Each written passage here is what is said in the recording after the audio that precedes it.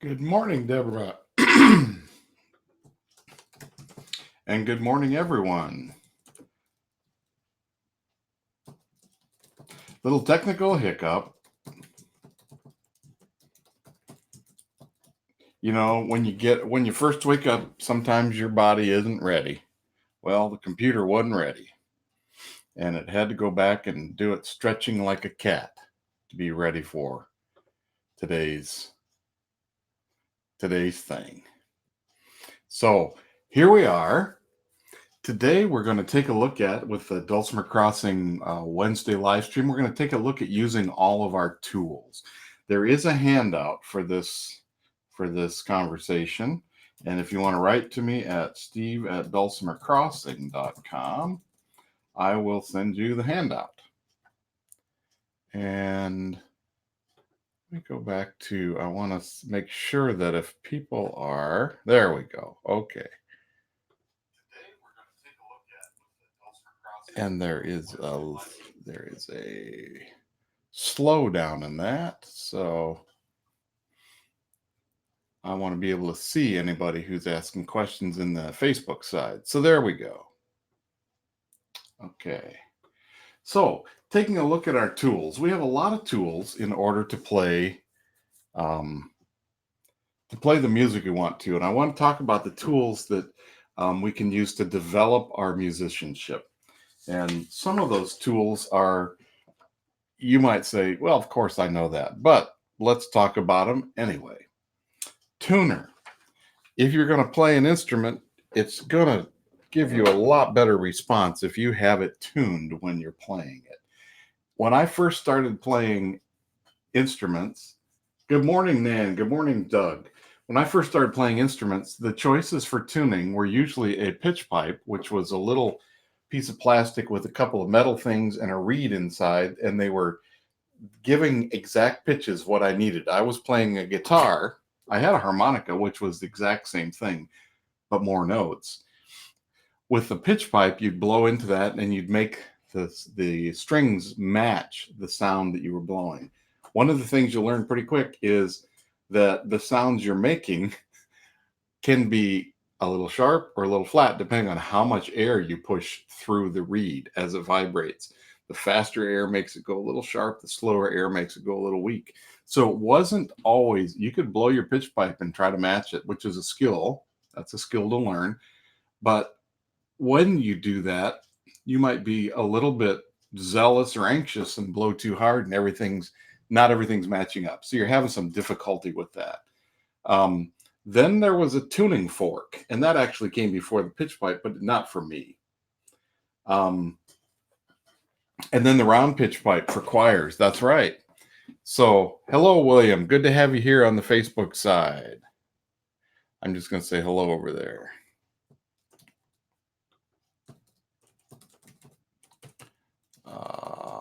William. So you hit a pitch pipe or a tuning fork, and you put it on your knee, you put it on your instrument, and it vibrates. And you can hear that tone louder. So that's what I used sometimes when tuning my guitar. I would tune the A string, because A440 is, I'm going to type that over here, A440 hertz is how fast the vibration happens to give you the A.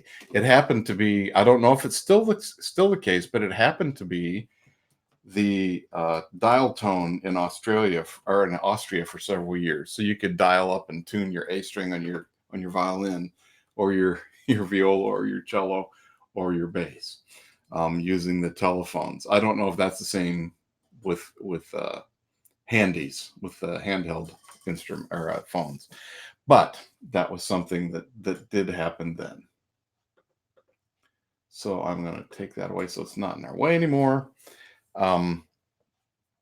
So having a tuner that was an electronic thing was huge and having it be chromatic and responsive to everything that I did, listening to what I was playing in order to let me see. I'm going to show you one of the things. This is one of those modern ones. And let's see if I can get my web camera settings up here and zoom in on that.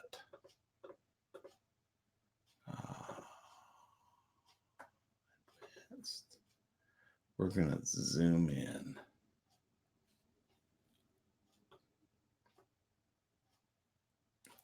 So when I turn this on, of course, there it is. It's responsive to what I'm playing, and it's giving me a graphic readout of what's going on the instrument. And if it's straight up in green, this is a snark tuner, and it's on this little thing. This is the dulcitune that comes from Dusty Strings. I actually, where's my camera here? There we are. This is something that I have available for my students. It fits on the instrument. Now let me back up. It fits on the instrument so that it can pick up vibrations directly from the instrument. This is set for auto harps and for hammer dulcimer pins. But as it's picking up those vibrations, it's letting me know, that note's a little sharp. It's too far to the right. It turns yellow. But when I change and stretch or loosen the string with my tuning wrench, it'll bring it back into place like it was when I played the G string. That one, well, I guess that one is a little sharp too. There we go. One of them is. That's the thing with hammer dulcimers. You got more notes right next to each other, and you got to get them both in tune with each other. So this is a wonderful tune, or a wonderful tool that can help you listen to your instrument, and having it connected with your instrument's really, really helpful thing. Some of us have those kind of tuners that clip on to our mountain dulcimers as well. They can clip on the head, or they can sit somewhere on the instrument and pick up the vibrations. And so you can, but I also have, let's see here, on my phone, they have created tuners, and I'm going to show you the small version on my phone. I use an iStrobosoft tuner, and what it's doing is it's like the band tuner that I had when I was a kid. Well, I didn't have, Mr. Mac had in the band room, and we would play, and as we're singing, it would be tuning my voice, and our goal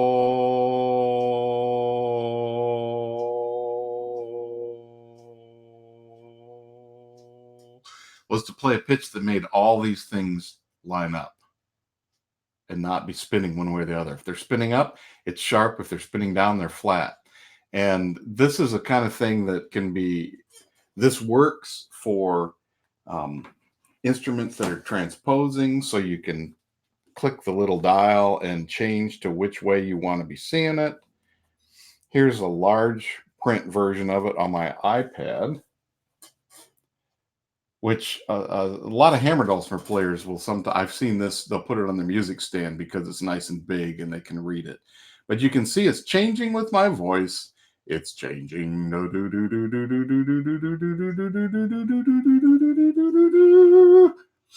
going up and down.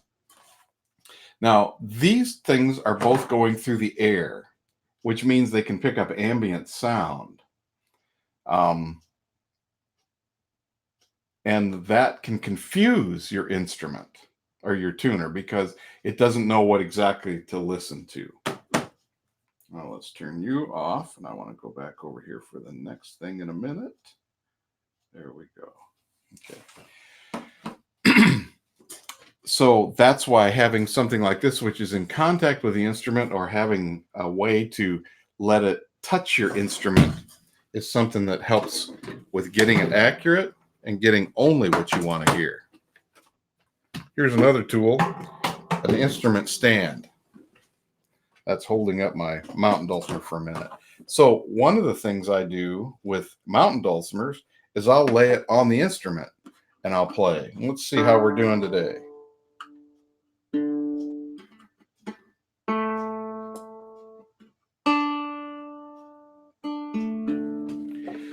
Now, these are tools which are extra from the instrument. They can help you get connected with a pitch that's out in the world, connecting with the vibration, the frequency vibrations. But then the fine-tuning thing is knowing the tool of your instrument. I want my middle string to match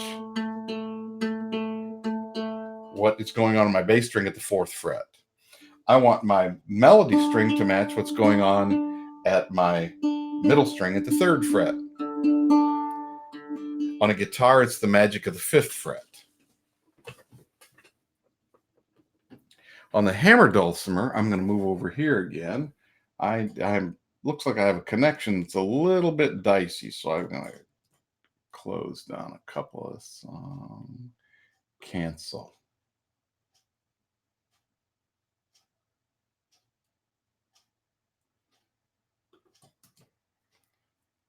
Okay. And I want to quit that.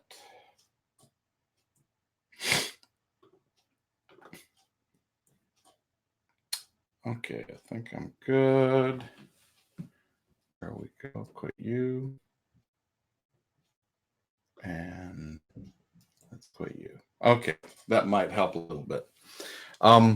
What I would do is, with my tuning fork originally, I would tune an A, and that A is hidden behind this microphone. I would tune this A, and that would let me get that A, and that would let me get the octave A, and this A is the same as that A, is the same as that A, and that gives me this octave A, and so I would tune all the octaves. The other side of the A is an E. Well, that let me get all my E's. And the E on the other side would give me a B, and I would go relative tuning, and I call that the tuning game. I would do this, and that when I just had the tuning fork, I would tune the A using the tuning fork, and then I would tune everything else by relative pitch, and that I called the tuning game. And I still have that available. It's on the Dulcimer Crossing website.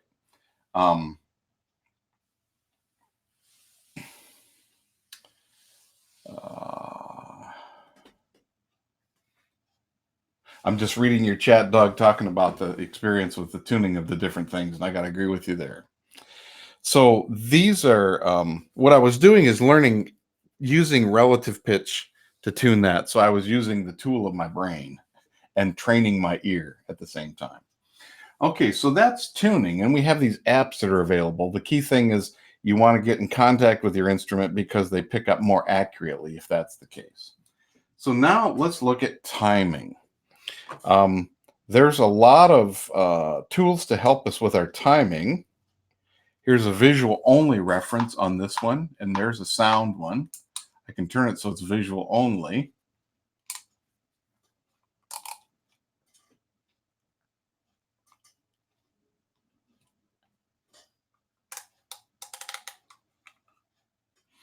And this one has a little, it's look like a little AM earbud.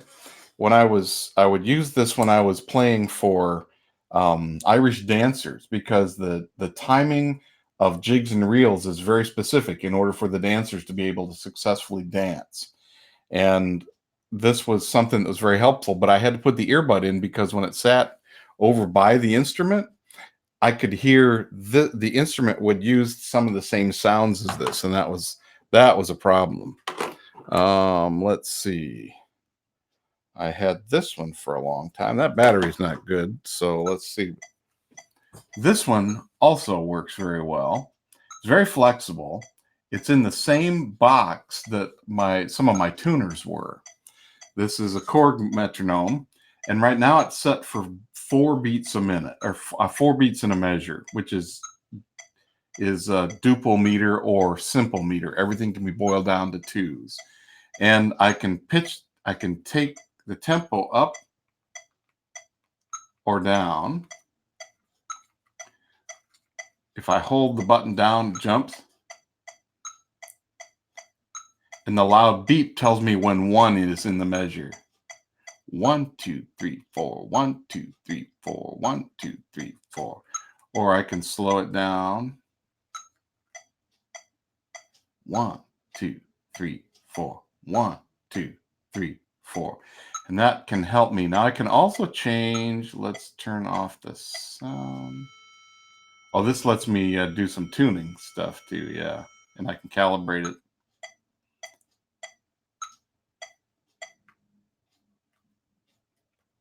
So I want to change it so it's my beats are 3 in a measure. And now I'm going to go 1, 2, 3, 1, 2, 3, 1, 2, 3, 1, 2, 3, 1, 2, 3. Ba, ba, ba, ba, ba, ba, ba, ba, ba, ba. Now, how using a tool like this is really helpful. My friend Aaron O'Rourke says the problem with metronomes is they speed up and slow down. and what we're laughing about when he says that is, no, they don't speed up and slow down. We do, because a metronome is like playing with a friend who doesn't get mad at you, but also doesn't change to make you sound good. I sometimes tell my students that I'm not the hardest taskmaster, because part of my life is being an accompanist and making the soloist sound good. So I keep moving to make them sound good.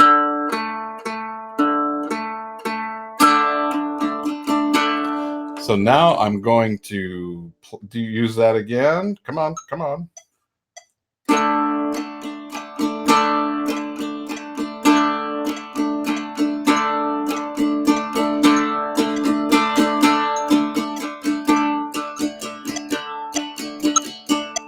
I don't know if you can hear that I'm getting separated from this, and I'm not keeping the time with it the way I need to in order to be, but it also might mean that the natural tempo of what I'm playing is not, I have not set the metronome right. I have to adjust the metronome to match the tempo that I really am feeling this in.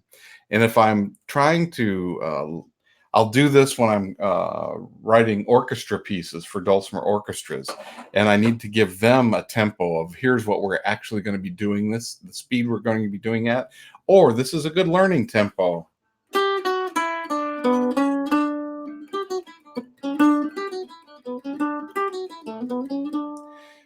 I have a tune.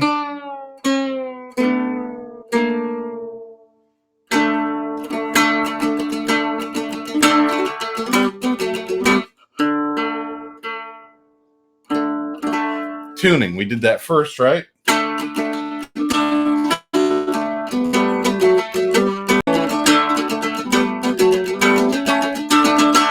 So that's a jig. It's called Byward Tower. I wrote it in England at the Tower of London.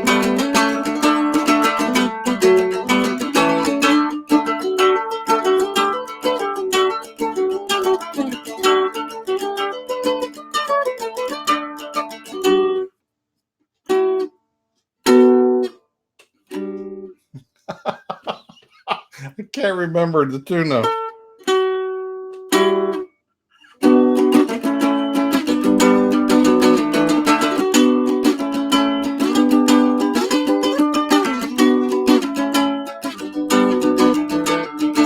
I'm going through this because I want to demonstrate something.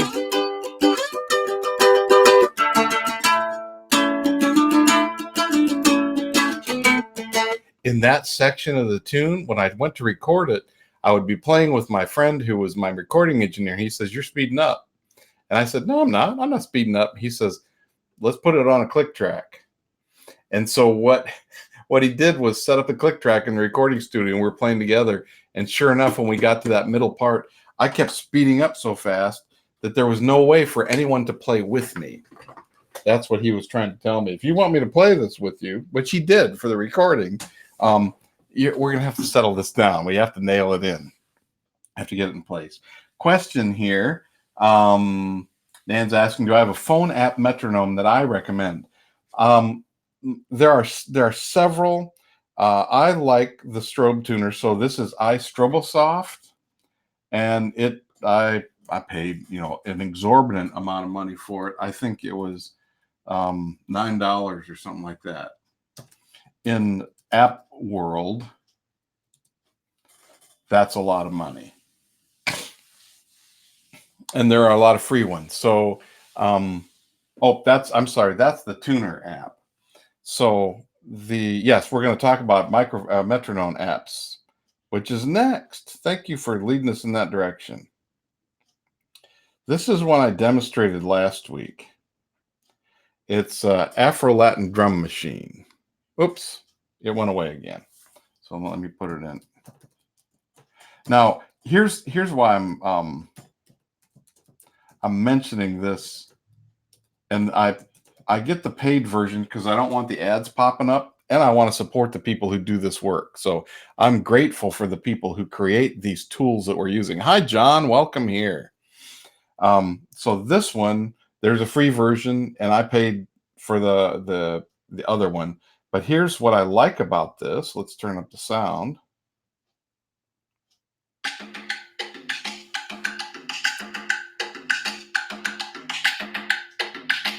It gives me not just a beep, beep, beep.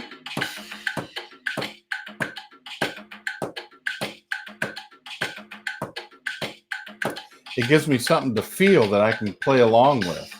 And there are lots of changes in here that I can make.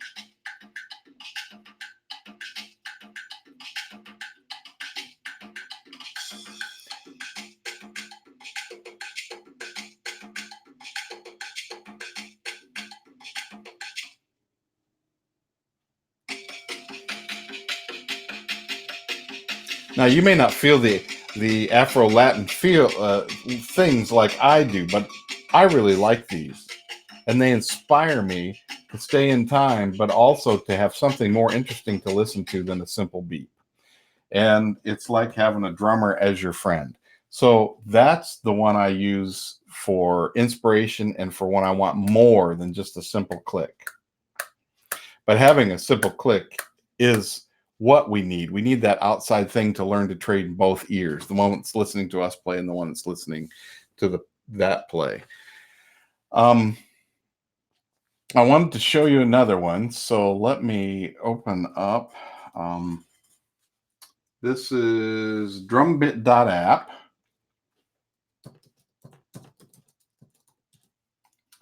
This is an online drum machine.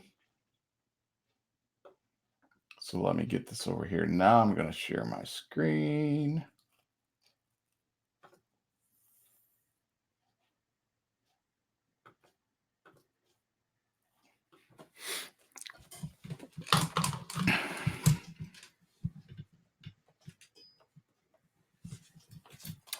And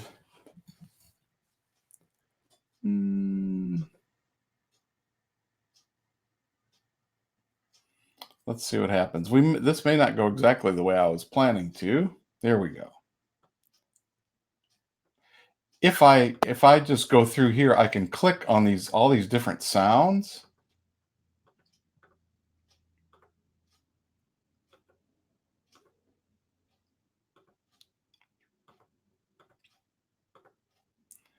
And then play it. Let's see what happens when I do this.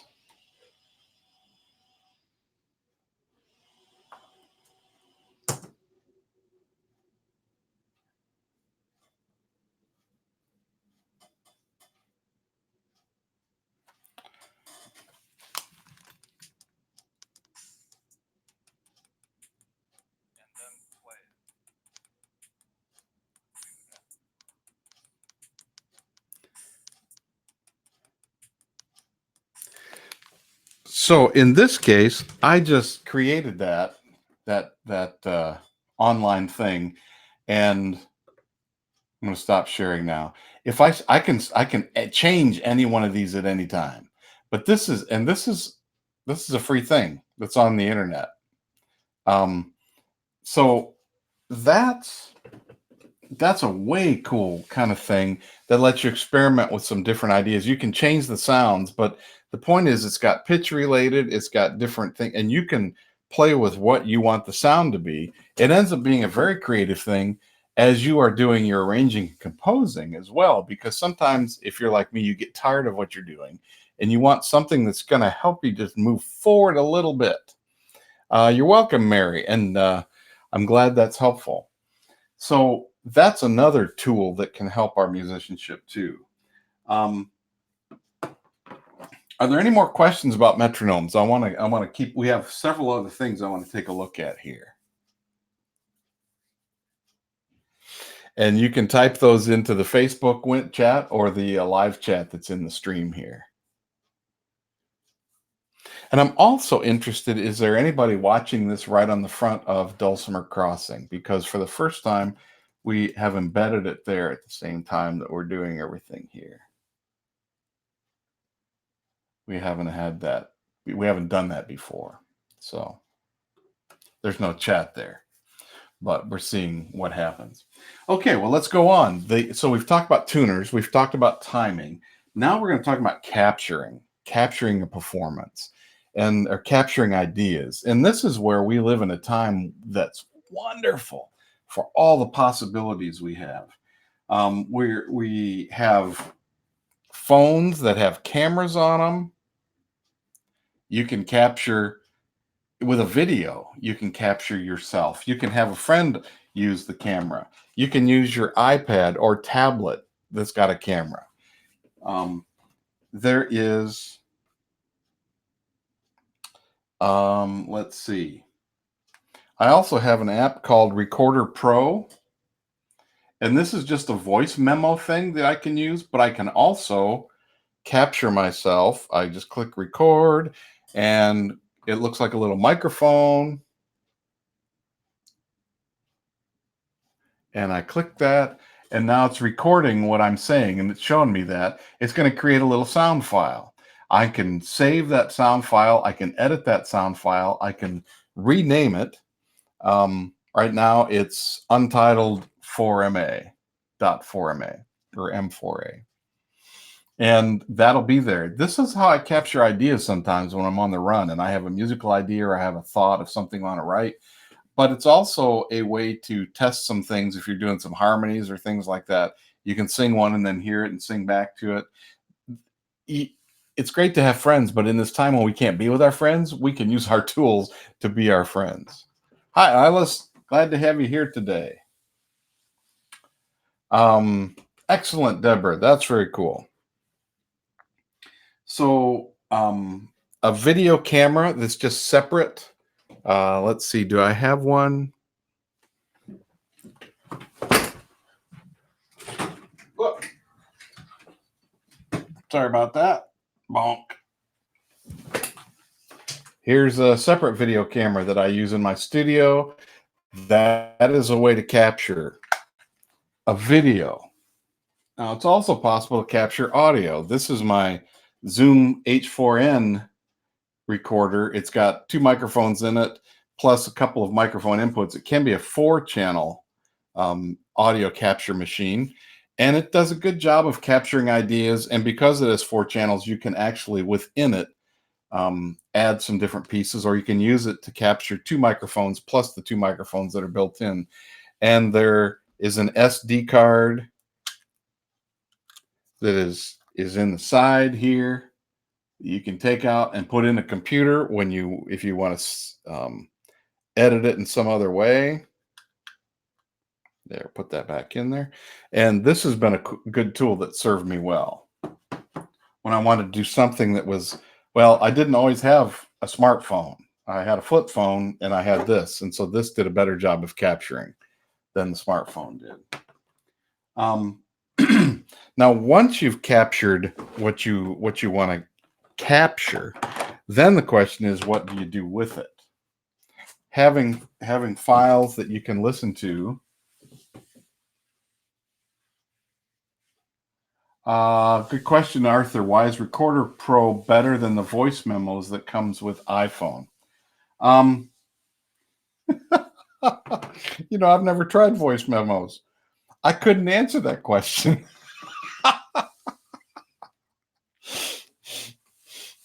Maybe I didn't need to get Recorder Pro.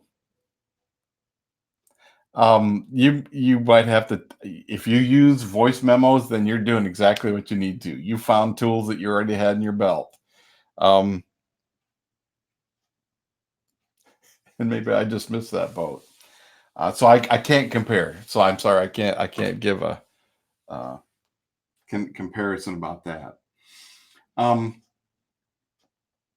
I use Logic Pro.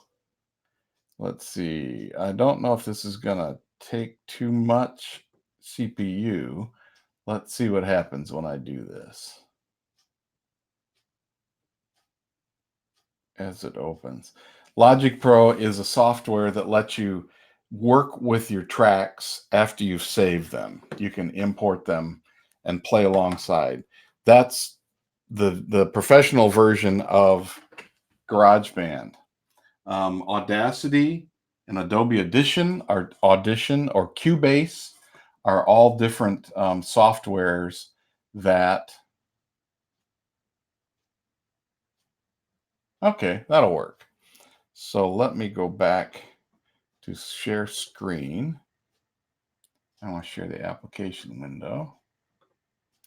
So what you're seeing now is this is a project. I have a track here that's now playing.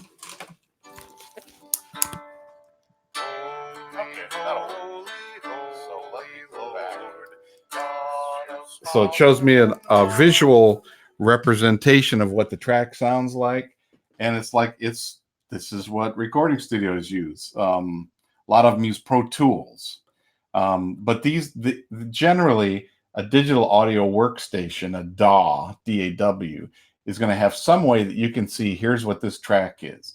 You can add more tracks if you want to, and it's going to. But one of the things you're going to have to know is what is the input and what's the output, and there's all these settings that go on. So there's a learning curve that goes with this, but this is how you can capture your music and then save it. So I'm gonna stop sharing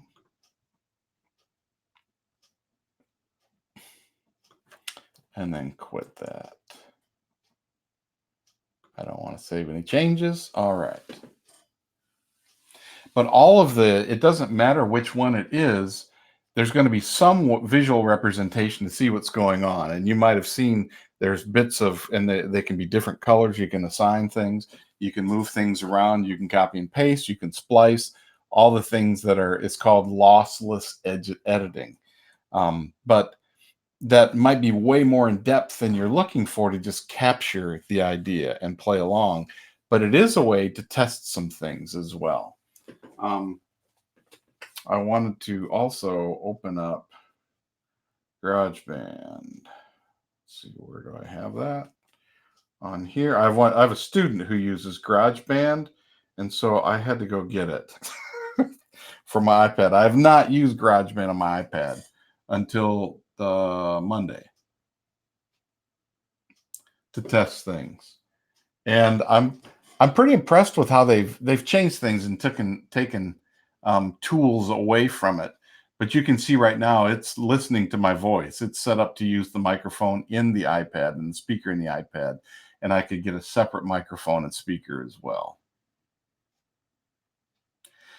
Now, one caveat to think about when you're using these devices that have a microphone and a speaker in the same place is that they can feed back one to the other. If you have something too hot, you can end up with a problem that way. And so that's why it's like in this time when we're doing a lot of things on Zoom and things like this, I have this separate microphone over here. I don't have sound coming through my computer because right now, if I listen to the sound, I'm hearing they can feed back one to the other because it's taken a while to get to the satellite and to you and then back to me. And so there's this big delay. And the headphone keeps the speaker separate from the microphone so that it's capturing in real time. And that's getting way too deep into it, I think, for what we might want to talk about. But we have all these tools. One other tool that I didn't even put on the paper is we have available to us not just recordings that other people have made or that I have made that are, in the marketplace. They're released for you to listen to. We have YouTube. We have videos. We have Facebook Live. We have all kinds of places where music is happening. And somebody, Deborah, by the way, somebody saw your Dulcimer Crossing concert window live show and wrote to me and said, "What is this song that she's playing?" And I said, it's a Fleur of Northumberland. She goes, oh, that's wonderful. And I told her it was in your book, so, but she was doing her research and she loved that tune. She wanted to play that tune. She was trying to figure out what's the name of it. And then she wanted to see, maybe I have that. I might have the stack of music that's this thick. And that gets us to the next one. But being able to go look and watch other people play, and that's a tool that we have not had until fairly recently. Um, a whole lot of our musical time has been, the biggest tool is the neighbor, and we can go sit with them on the porch and play and listen and play knee to knee. And that's my preferred way of doing it. But in this time when we can't do that, here we are, we can do it this way. Now there's another way to capture things, and that's the old-fashioned way. Having an idea, capturing it with a pencil, writing it down on paper, saying your arrangement, you have an idea for an arrangement. You just say, I want to do this the first time through. I want to do this the second time through. You're writing in English. Want to do, or Spanish or French or German or Chinese, whatever your language is. But you're writing down, here's what I want to do. 4 times through, I'm going to do this first time, second, third, fourth. That is an arrangement. It doesn't have to have notes attached with it. It's just something to jog your memory. However, sometimes you want to grab something, and I'm going to go to the free section of Dulcimer Crossing, and I'm going to share my screen again.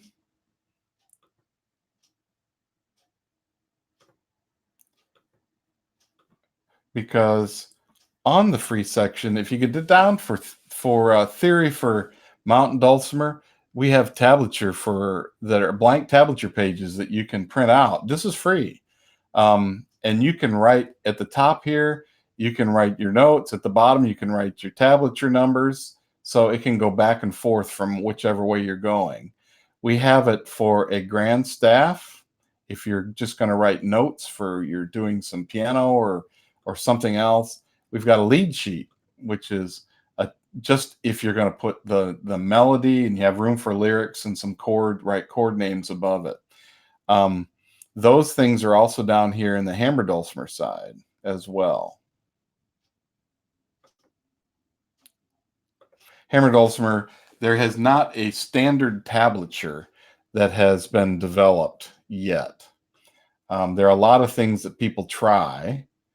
I want to get into hammer dulcimer skills to show you. Wake up. There we go. Tablature reading. We have these lessons where tablature is explained, and this is a 3-section. We'll compare lots of different tablature styles that people use for hammer dulcimer. We also have those for mountain dulcimer skills.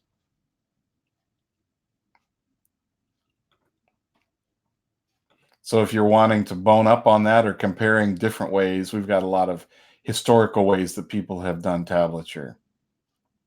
So those are all lessons. When in Dulcimer Crossing, if the background is white and you can play one of the lessons in the front, but everything else is not, these are things you can't click on. It's because you're not logged in. And you have to log in as either a basic or a premium member. If you're logged in as a basic member, everything's yellow. If you're logged in as a premium member, everything's background is blue, and you have access to different things. Yes, excellent, Doug. I'm glad you've been able to use those.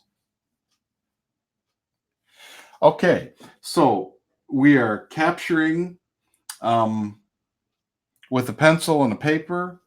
Now, there are also computer programs or apps that you can use. Whoa, let's hold on here. And I want to get to music. That's not the one I wanted. Notate Me Now is a program that is kind of interesting, because what I can do is create a new score and it will listen to me sing, and it'll put ideas down. I've got to fix everything after that, but it's a way to capture it and get it quickly into some musical notation.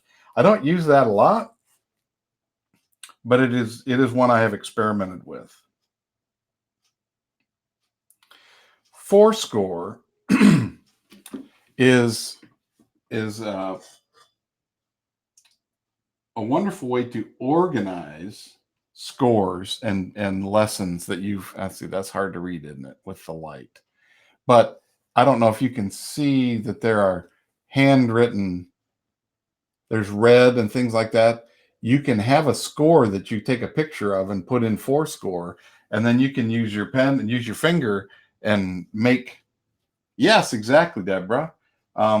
You can use your finger to write out notes and things like that on the screen. One of my friends and students makes this a lot of use of this. She organizes all of her music. She has books and books and books of music, and she's organized it in here.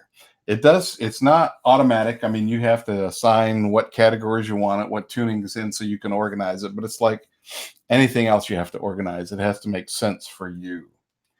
There are two different styles of computer programs. If you're trying to do music for both kinds of dulcimers, there's the kind that go from musical notation to tablature. I use Finale. Notate me now. Yeah, is that one, Deborah. Where you write in the music, and then from that you figure out what the tablature is. So that's Finale, Sibelius, and things like that.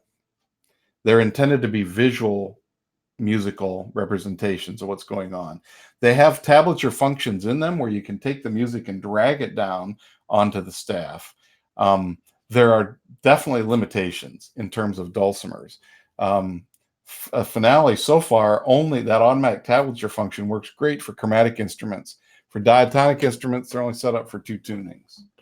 And I use way more tunings than that. So it doesn't end up being useful for me. But I came at this first from musical notation. So I use the musical notation, and then I write in as lyrics the tablature numbers. And that's the way that Dallas Klein out east did it. When I think it was the first time I ever talked to Maddie McNeil on the phone. It was because she had written in Dulcimer Players News that somebody had figured out a way to use Finale to do tablature. I've been using Finale as a music program since 1989, which I later found out is when it came out. I didn't know that. And I begged them for a long time to make the tablature function work for dulcimers. And they finally did, but in such a limited way that I had already had my workaround. I wasn't going to go back. But it's because I called Maddie and she said, well, here's Dallas's number. You can call her. and they sent me templates, and I learned from their templates about how I wanted to do it. And that's the beauty of the dulcimer world. People share and are helpful with each other. Hi, Sally. Welcome here.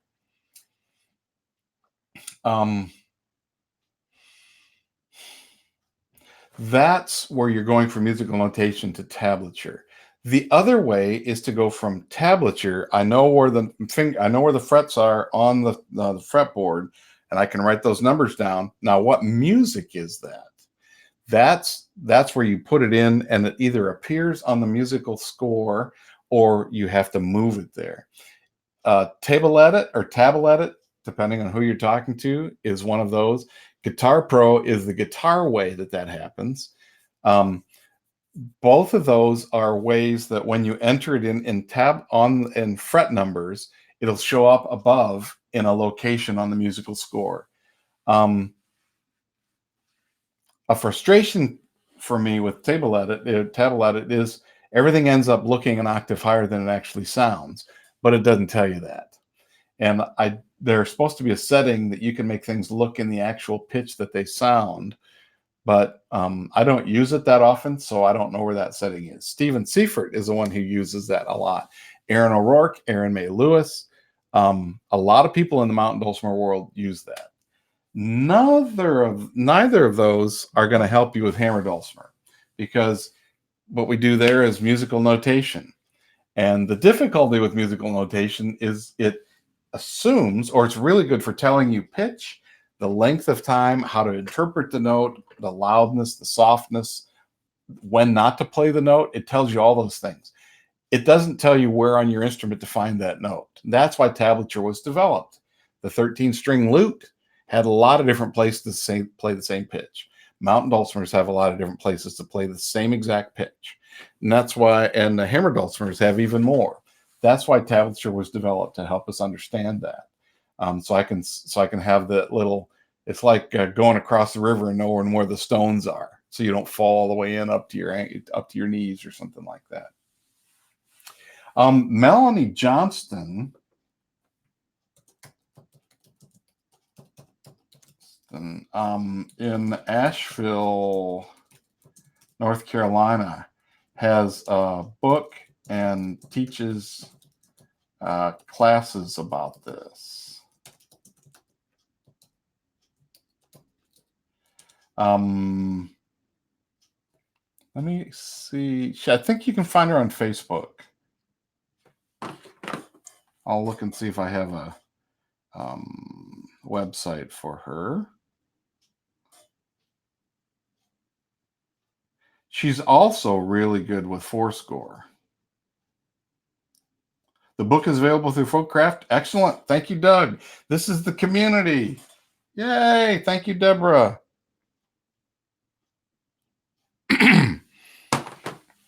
And since that's not my stuff, go support them and use the resources that are going to work best for you.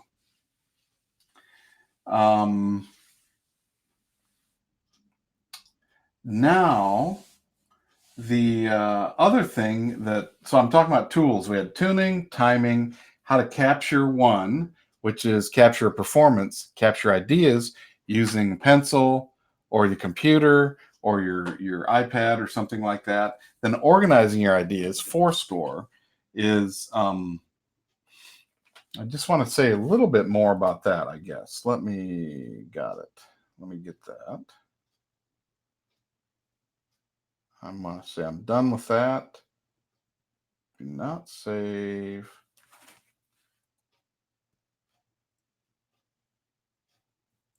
I don't know if you can see this now lists, there's a list of all my scores. And by topic, by composer, I can sort them by genre, by tags, by labels. And then I can also have them connected with a sound file, and I can have it set page when it gets to a certain place. I can train it to do that. I don't use it that way, but there are people who do and make great use of this. The other thing that this can do is when you're playing in an ensemble that has multi-pages, I mean, you can scan by taking a photo. It used to be you had to do a whole separate thing, but this has got a photo in it. Take a photo of your PDF, put it in here. If you have multiple pages, you can get a foot switch and tap on it, and it'll flip the page when it's time, so you don't have to take your hands up and swipe it on the screen. You can also, if you are a lot of people playing the same piece of music that has to have the same page turn at the same time, you can make your iPad be a slave to the controller who will tap their foot, the page turns, everybody's pages turn at the same time. It's just crazy. Now, what this also means that we need another tool, and that's our own sense of responsibility and our own sense of community. Because what people can very easily do now is just take pictures of everybody's work that has worked to put together music and notation. And once it's in here, it's easily shared, which is dangerous. Because when you pour your blood, sweat, and tears into creating something, and somebody takes a picture of it and then thinks they own it, and then they can give it to whoever, and they're talking about the value of, here, look at the dulcimer community is so great, it's got all this free stuff. You're robbing the person that created it, especially if they created it as a item for the marketplace, which is how they survive in the world. So we have to also be grown up and think about responsibility and sharing responsibly and making sure we have permission to do it. If I reach over and take your hat off and walk away with it, you would not be happy with me unless you hated the hat. But it's not my hat. So why do I think I can have the hat? If you loan me the hat and I don't give it back, I've still stolen the hat. And eventually I want to return the hat. Same we need to be responsible. So that's an internal tool that we sometimes have to learn. Well, we always have to learn. We all have to learn. Um, and we can get excited when things are available to us and share exuberantly. And let me give an example. I create these dulcimer orchestra arrangements. I'm teaching a workshop, and everybody has their parts. The arrangement with all of its parts and its score and the sound files goes in one piece for a certain price. And you can find those on my All Mount Music website if you're interested in that. But the idea is I've created this so that your ensemble can play it. I'm giving a workshop with it, and everybody has their parts and they love it. They say, how do we get the other parts? And I tell them how to get the other parts. And right in front of me, one of my students who comes to see me weekly says, well, I can go make copies and give them to you. And I just looked at her and I didn't know exactly what to say. And later on, she said, did I do something wrong? And I said, yes. She was trying to be helpful. And we have that. And and so we had a conversation. It was all fine, all worked out. But that's that thing that happens. We want to be helpful for other people. And that's not always helpful help. Is anyone using OnSong? Good question. Is anybody here? That's one I don't know about. And being able to share the resources with each other is part of what this is about. So I really like the conversation you're having with each other. We're coming to the top of the hour. We did have a little bit of trouble getting going today because my computer needed to stretch, like when you get up from a nap and the cat takes a long time to go like this. That's what my computer was doing. The final thing is that mental framework in my list of things. And again, if you want to, if you would like to have, edit, I want to say Steve at, you would like to have the handout for today's Q&A, just write me at steve@dulcimercrossing.com and I will send it to you. Now, as some of you who requested one in the past can realize, I might send you the wrong one first, and then you get two.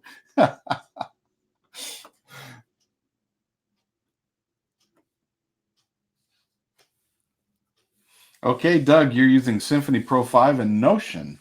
Okay, cool. Good job. The mental framework we're talking about in terms of responsibility is important, but we also have I have a few quotes here I want to share with you. My friend and colleague, cartoonist Lucy Bellwood, has written a book called 100 Demon Dialogues.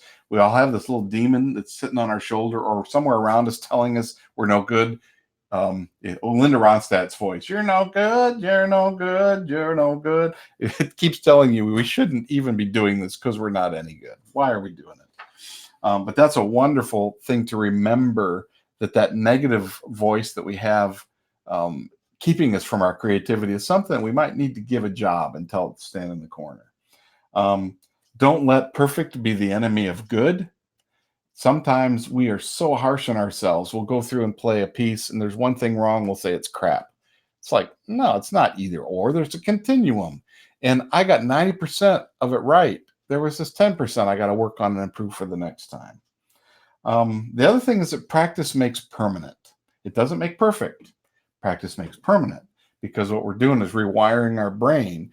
And so the tool of practice and repetition is the way that we encode it so that we don't have to think about every single thing we're doing. However, if we do that practice without mindfulness, we can practice and make our mistakes permanent. That's why a lot of us know the beginning of a song really well and never any past that, because we always stop and try to fix something in our way in. I always say, remember, we don't work music, we play music. So keeping a playful attitude as I'm playing, a light touch, meaning I'm not trying to squeeze. I shared a poem on Facebook the other day about the sadness of when the poet is saying, I tell my students, put the poem up to your ear and listen to it. Feel it. He's using all the physical senses to say, do all this with the poem. My students take it with a rubber hose and try to beat it to get meaning out of it. We do that to ourselves when we're playing music. And that's one of those mental framework things I would like you to stop using. And keep a beginner's mind. Doesn't matter how long you've been doing something, doesn't matter how good you are at it, there's always room to begin. There's always openness. There's always that other way that we haven't thought of, or the way that we discarded in the past. That now it's an idea whose time has come. It wasn't ready. We weren't ready for it. It wasn't ready for us before. Now we're ready for it. So that's using all of our tools to help develop our musicianship for today, our conversation. Next week, we're going to talk about the 5-finger practice regimen and other strategies for structuring your rehearsal time. These are designed from Dulcimer Crossing to be a way for us to answer the questions that are coming up. So as you have questions, and it's not limited to Dulcimer Crossing, I'm interested in your questions, but these all started with, here's questions that I have. How do I do this? How do I do that? I'm stuck in this point. I want to respond to those. And so if you have questions, write to me and say, here's something I'm really puzzling about, or here's an idea I have, and we can share it too. So it doesn't have to just be deficit. It can be capacity as well. So it's good to have you join us today, friends. This is archived on the Dulcimer Crossing site in the live stream events, or the live stream events page for members that are logged in. It's also here on Facebook and our Dulcimer Crossing YouTube channel for everyone. So you can go back and listen and watch these. Correct me if you need to, or write me later. You don't have to do it all in real time. But joy to you. Happy Earth Day. I hope you get a chance to be out appreciating the air and the glory that the earth provides to us as a reminder that we may be distracted by things, but it continues to do its best to blossom. And so may you.